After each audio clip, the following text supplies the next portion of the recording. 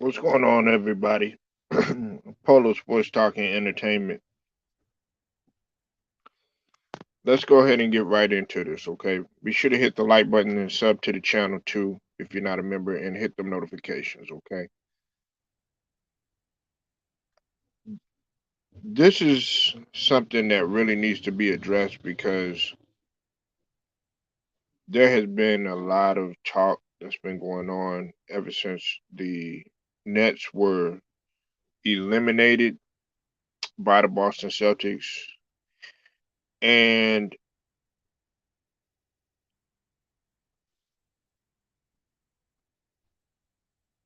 from looking at the press conference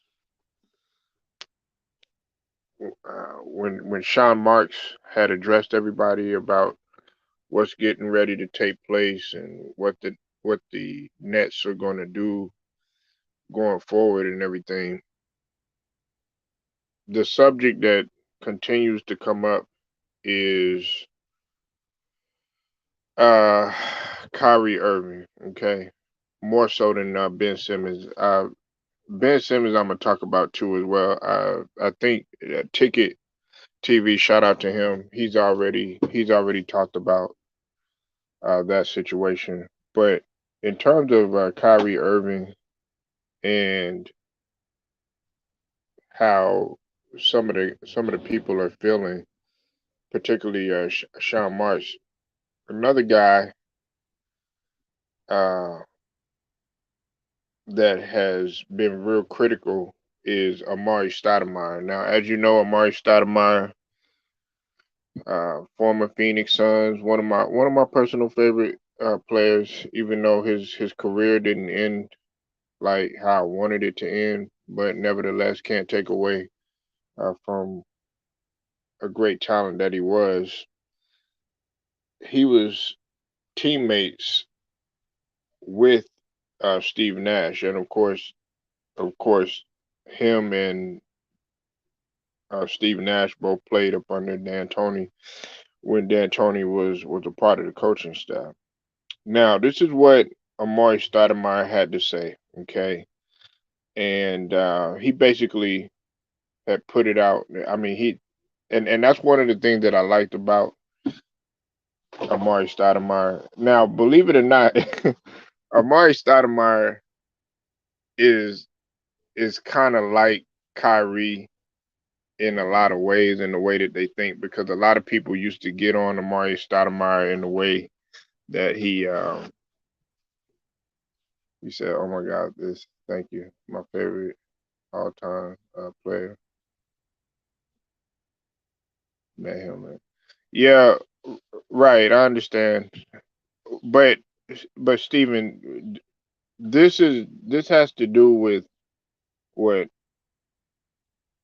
Amari Stoudemire has said about Kyrie Irving. So before I get to everything, let me tell you that Amari Stoudemire is a lot more similar to Kyrie Irving than what people think. Amari Stoudemire has been criticized for the way for some of the routes that he takes in terms of how he thinks and stuff like that. Um, he has different views of the world and everything. And I'm not saying like, he thinks that the earth is flat or anything like that. I'm not talking about that, but he has his own way of viewing things. But a lot of NBA players feel that way too as well. But I just wanted to put that out there because sometimes it can be, personality clashes too as well. But he was critical pretty much of Kyrie Irving, and he said that the franchise needed to take a harder stance with Kyrie Irving. And this is what he had to say, okay? And he said this on Get Up and on First Take. Uh, Now he said, "quote Yeah, And this was in reference to Kyrie Irving's refusal to take the jab, and it played a large part in the Nets demise, according to him. And this is what he said. He said, "Quote, yeah, I think it hurt us. It definitely hurt us because we didn't have consistency enough with Kyrie Irving to build chemistry with the group." Uh, and then he continued on. He said he's playing only away games, depending on which city it is. Can't play in New York, therefore we had different lineups, different matchups depending on the game schedule. So it made it difficult for us coaches to figure out who's going to play in spite of Kyrie. And he also was very critical in terms of Irving being left off the NBA 75 squad. And he said, quote, I feel Kyrie has to make a commitment uh, himself to the game of basketball on how committed he is to being a great player because I feel like Kyrie should have been on the top 75 list. But at the same time, you have to now take that as motivation going into the next season and prove to yourself you are a top player and do it consistently throughout the season. And he also said this too. He said you can say you're available and ready to play next season, but are you actually going to do that? Are you going to renege on that and not play? If that's the case, you'd have you have this situation where he says he's going to be available, but he doesn't. Now what do we do? So now you have to negotiate that into the contract, in the writing, try to figure out a way to have the writing set in the contract to where if he does not play, these things happen. That's that's all what Stoudemire said. That sounds very familiar. What Sean Mark said. Hey, what's up, JMJ? Yeah, well, he was. I mean, he was. He's not. He's not anymore. You said I have a good thing. I have a good thing to say about myself. Apollo, come clean with my no negative talk. Keep it real. I don't understand what you meant by that, Stephen Green. But anyways, man, let's try to stay on key here because we're talking about the bigger picture of things. The he's not going to be with the Nets no longer, okay? But he feels like Kyrie being what's up with it, Marco Hinton? He feels like Kyrie being out and him not playing, um, is especially the large part in the beginning of the season with everything going on. Uh, he felt like that was a detriment to the chemistry. In a way, yes, he is right, but at the same token, hey, y'all, eh, from what I heard, there were everybody had rallied around him. Steve Nash, he was with it 100%. But now we can't sit up here and we can't start pointing the finger and saying, okay, yeah, it was this person's fault, it was that person's fault. No, it was the entire organization's fault. Y'all went in on these guys, okay? First, y'all were under the assumption that the James Harden project, well, James Harden, Kyrie, and KD project was going to work out. That didn't happen because you realized what you were getting in a guy like James Harden in terms of his workout. I, well, I mean, okay, Steven,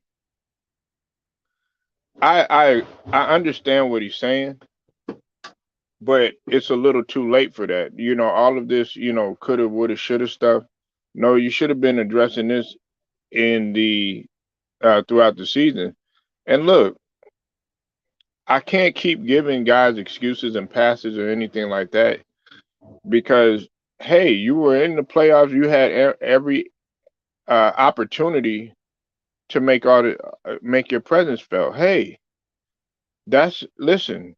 You played in a first round. Y'all were the seventh seed, and on top of that, it wasn't like y'all didn't make it in the play-in or anything like that. Y'all climbed back, so obviously y'all had some sort of determination to get it done.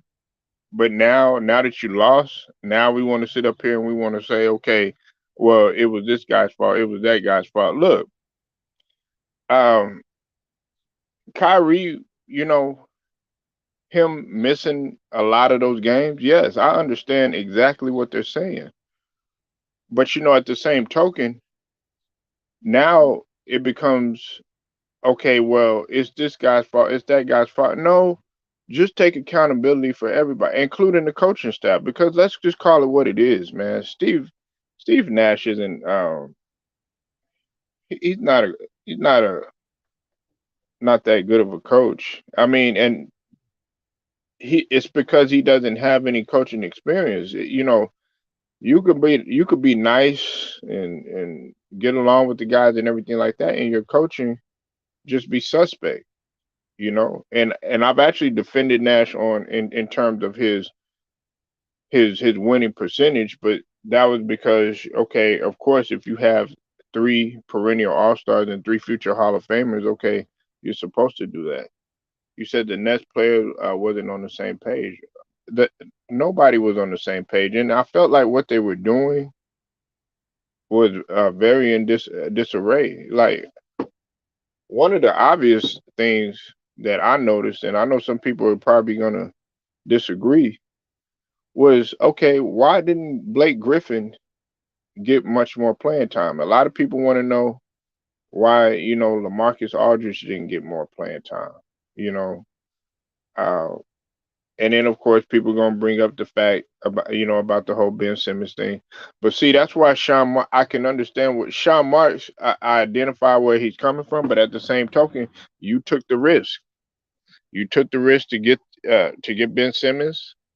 Um, you also got Andre Drummond, and you got Seth Curry, and you got a lot of other guys. So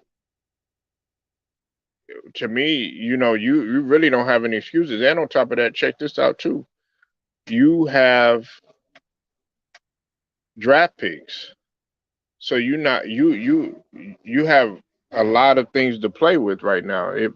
And I know a lot of people are saying that, Ben Simmons, because from what I'm hearing, I think Ben Simmons is trying to make his way out west. And Sean Marks had put it out there, and I mean he was pretty much blunt in the press conference. He said, "Look, you need to decide if you want to play or if you're not going to play." And he wants guys that are going to be ready to go. They don't want anything because they were supposed to. To be honest with you, they were supposed to win the first year. Everybody, a lot of people in the within the LDBC were saying, these guys were booking the championship and everything. And I knew I knew early that this wasn't going to work. And it had very little to do with KD's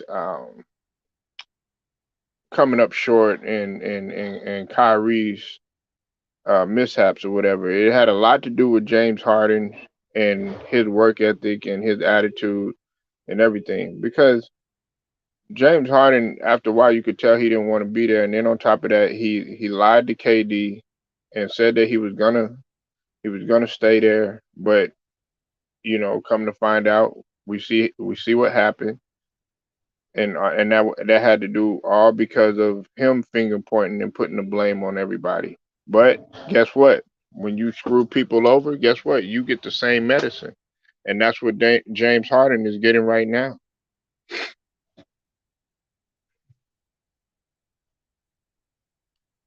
So and I just think that Amare Stoudemire wants to be a part of something better. I think there's a lot of stuff that's going on, a lot of finger pointing and stuff like that because Brooklyn is frustrated. There's people were actually picking Brooklyn to beat the Celtics. They wanted to. They Brooklyn was supposed to be being talked about like how Milwaukee is being talked about. That's what position that they were aiming to be in. They were supposed to be defending the championship, not being eliminated from the first round, yet alone being swept. Yeah, I already know, and I'm one of them, Marco. Well, I've already addressed that, but I'm gonna address the future a little bit later. Yeah, we already talked about that earlier.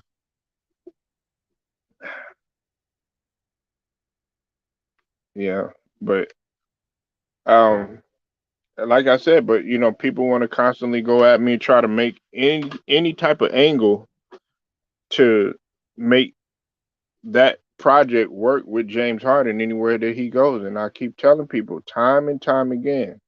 I've told everybody, but nobody wants to listen. The only people that I feel like can identify where I'm coming from is Ticket and Two Raw and a couple of other guys. Other than that, everybody's all, well, you got to give it time. You got to do this and you got to do that. Listen, once you're set in your ways, especially as a veteran, and you get to a certain age, man, it's hard to break those type of habits. Do you think Giannis will close the casket on Boston? Maybe so. They might. I mean, they have a good chance. They're at home, but see, I gotta let you know, Marco, that Milwaukee loses at home from time to time. You said Philly is going to keep Harden. No, no, no, no, no, no, no, no, no, no, no. What? Stephen Green? No.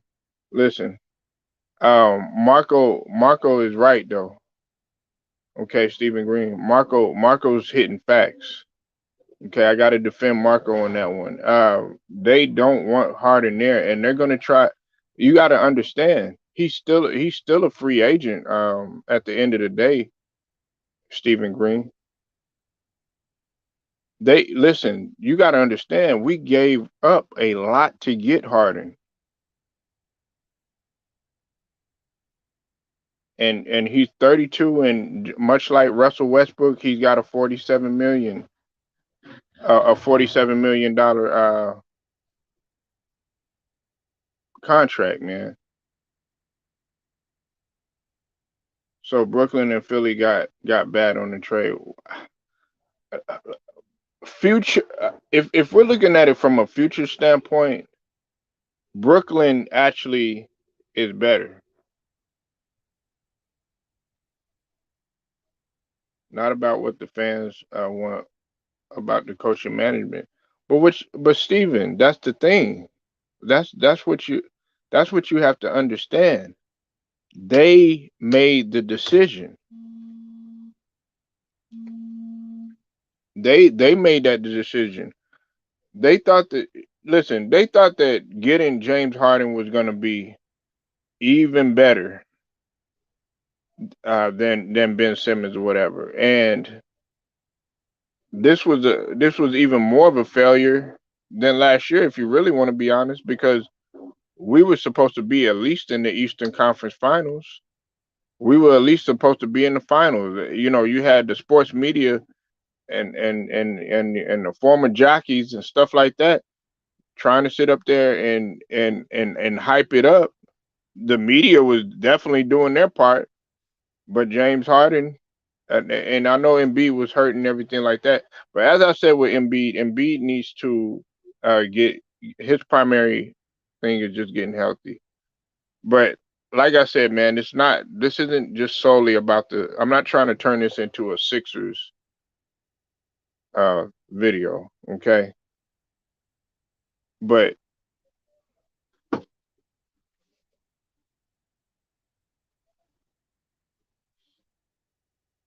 oh, sorry about that, y'all. But we have to. I mean, let's just be real, man. I mean, they were the ones that went all in on Harden. They had a chance to get several people during free agency, Stephen. Several people, but they chose to get somebody who people are calling washed up. I think that's a bullshit excuse. I listen. I think that Harden is just lazy.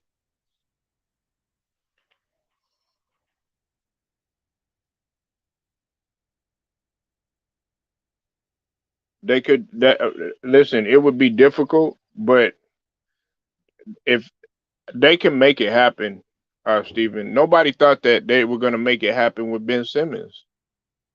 Because let's be real, a lot of people were doubting the fact that this was even going to go through.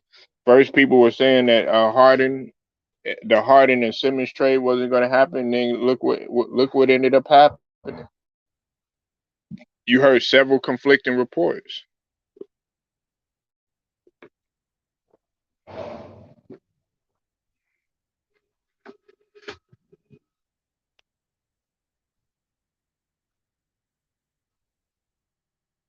but now you have a situation now. You have a situation now where y- both of these organizations are doing a whole bunch of finger pointing. Doc Rivers, I understand that all of it isn't his fault. You said he played like ACL. I understand that all of it isn't Doc Rivers' fault, but when we did have the personnel and before we had Harden or whatever, he was still a little suspect on his rotations. Okay, he was still a little, in terms of managing what he was doing with the players. That still came up to question. But in this situation, in terms of Harden and who he was and uh, his inability to show up, and also Embiid not being 100%, then a lot of that doesn't follow him. And also we can't look at the fact that Embiid was so focused on an MVP. What's up, Think Tank? I see you in the building. You could give Harden a year contract right now. It'd be better. Well, no. See, that's the thing, Tank. The He was playing for the bag, and people still have the audacity I was reading. They said that he's playing at an all-star level. I'm like, no, he's not. Not playing at an all-star level. But that's what they want you to think. It's like this guy is really protected. They're starting to call him out here and there.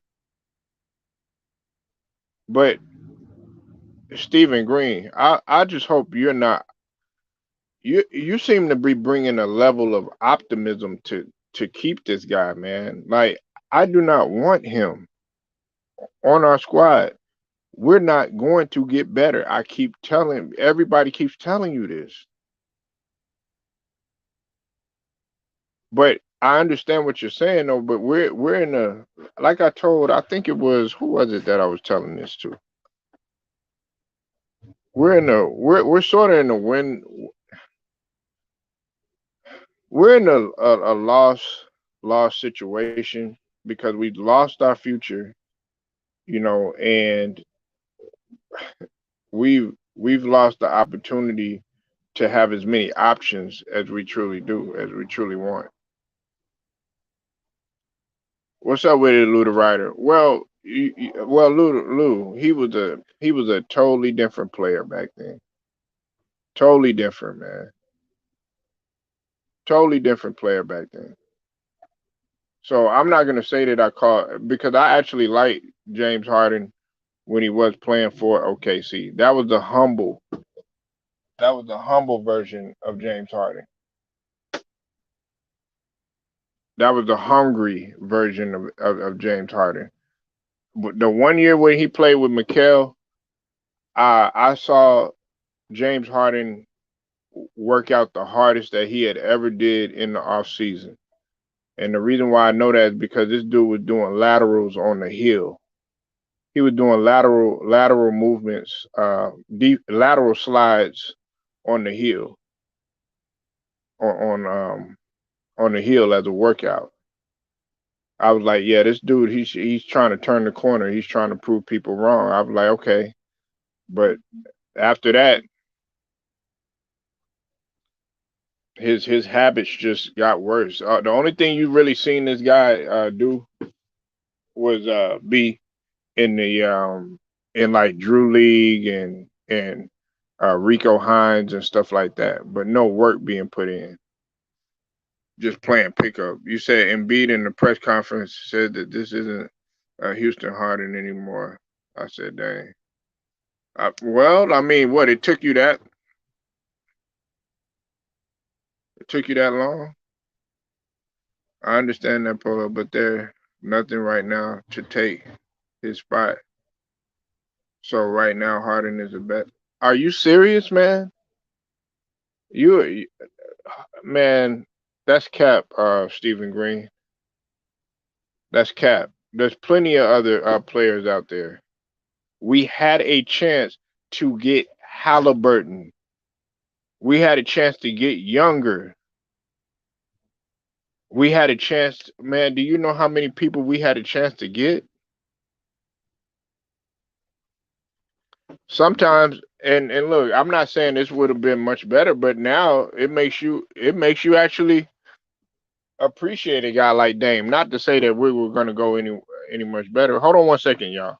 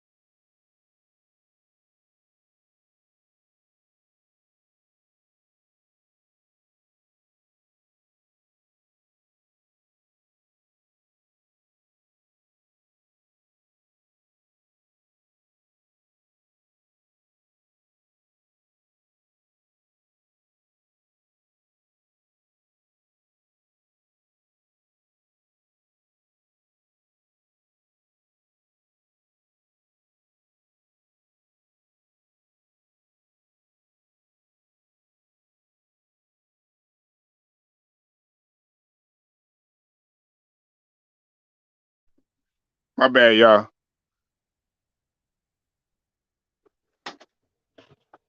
Hey, we don't have any. We don't have. We don't have any. Yeah, exactly, Lou. That's what I'm trying to tell Stephen Green. We don't have any other choice, Stephen. We've been through like 3 different rebuilds. We've been through like 3 different rebuilds, and if you get rid of Maxi, which they're probably planning on doing,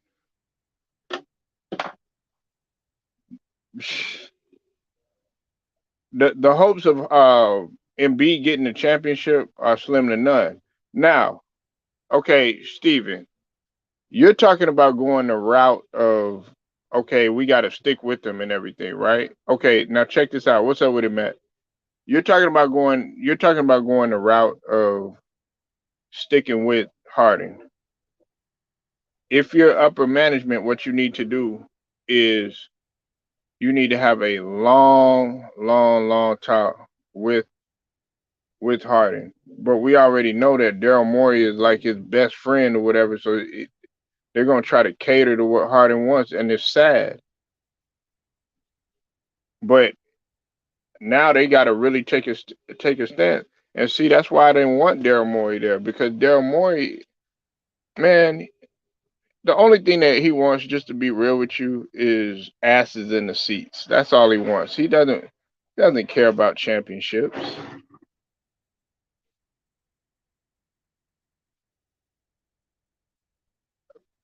Trust the process. Trust the process never was gonna work. What's up, Kev Cook? I see you in the building. And like I said, it was the process of elimination,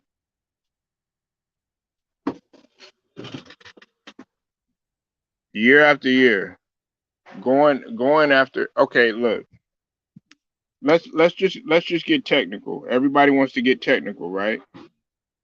Let's get technical. Okay, let's get surgical. Let's get really really surgical. Now, um,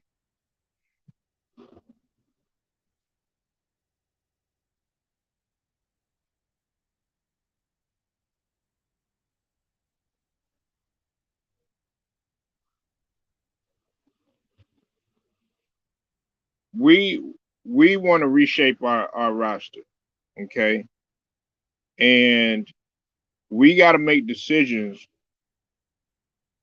on the other key role players, okay. Now, one of the guys who I've been continuously talking about is Shake Milton.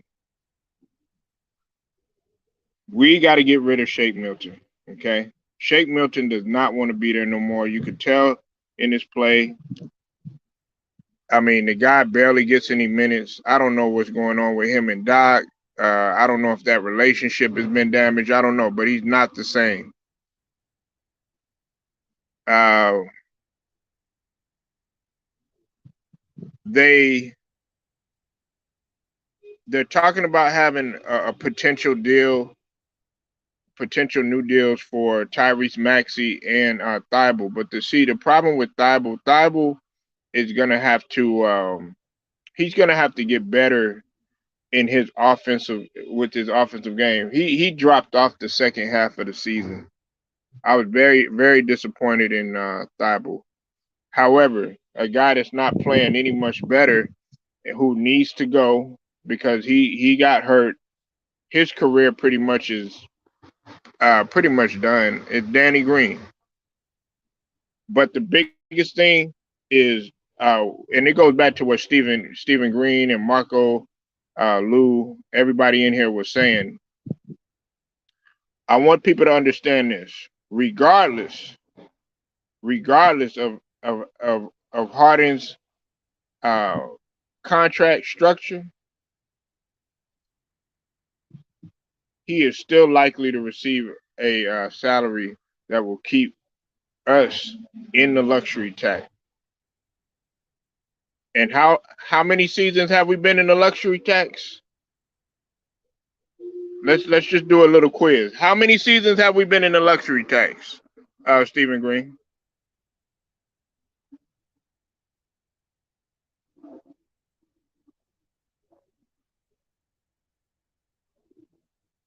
We've been in the luxury tax. It's going 3 consecutive years. He asked me how long I've been a Sixers fan. Oh man. Oh my God. You obviously don't. You obviously don't know. You say you disagree. Milton never said that he wasn't. I never said that. See that goes back, Stephen. You need to go back and listen. I never said that Shake Milton was not beneficial. I said that he wasn't getting the minutes, but he's not happy there. Let's okay. You want to go there? All right. And just to let you know, Stephen, I've been a Sixers fan since I've been 11 years old.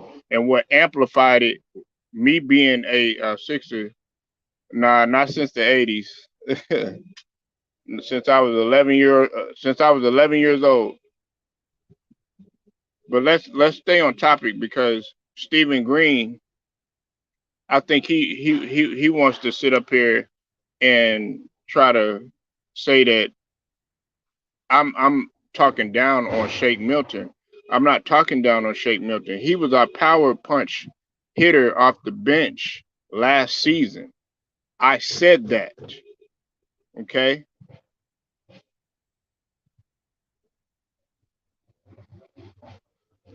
And just I also want to let you know that our luxury tax payment for that season could start as low as 65 million,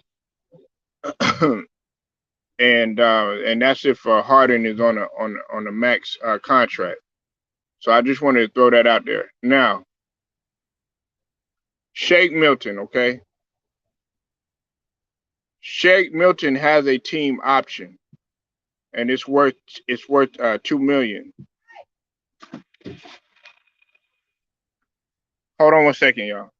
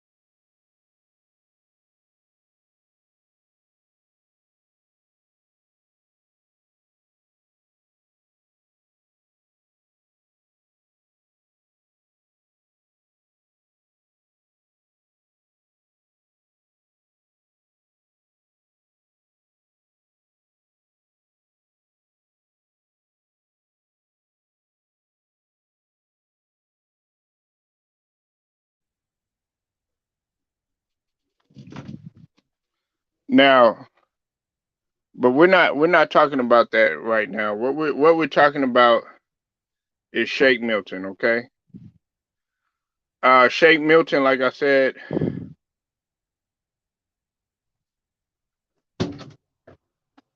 he's probably going to decline it,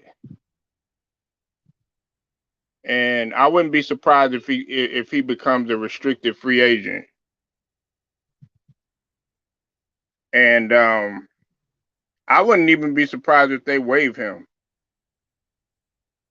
But that, like I said, that has nothing to do with me not liking Shake Milton. Shake Milton barely played. Barely played, and I like Shake Milton. I want to make that very, very, very clear because I don't think I think Stephen Green thinks that I think Shake Milton is trash or something. I felt like he could have got more minutes last season.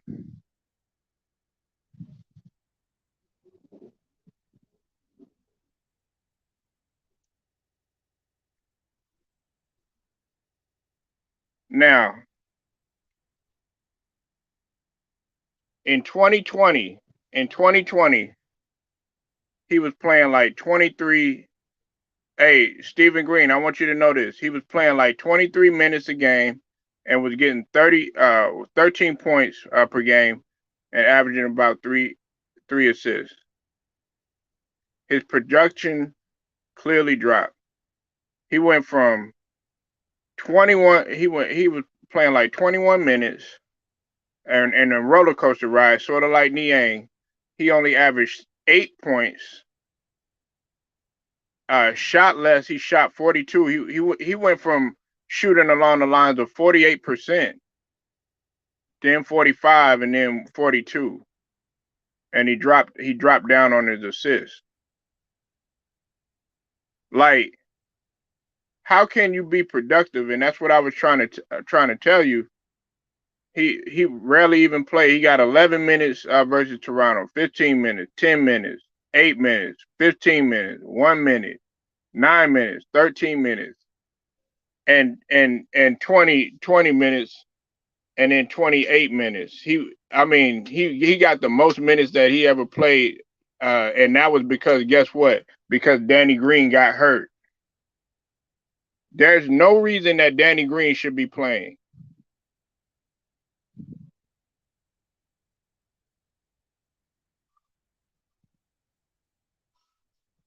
Okay? But that's what I said in the beginning, Steven. I said that in the beginning. I said his rotations have been suspect. Now I said I'm not gonna put it the whole thing on Doc, but like I said, his rotations have been suspect because of how he hasn't been using Shake Milton. What's up with it, True Viking? I see you in the building, Queen. And on top of that, a lot of guys on the 76ers can't stand James Harden. Well, I mean, but hey, y'all were the ones that set up the hey man, this could work, Polo. This could work, Polo. I told y'all. I told y'all. But I don't like to say I told you so in this regards because I wish I was wrong.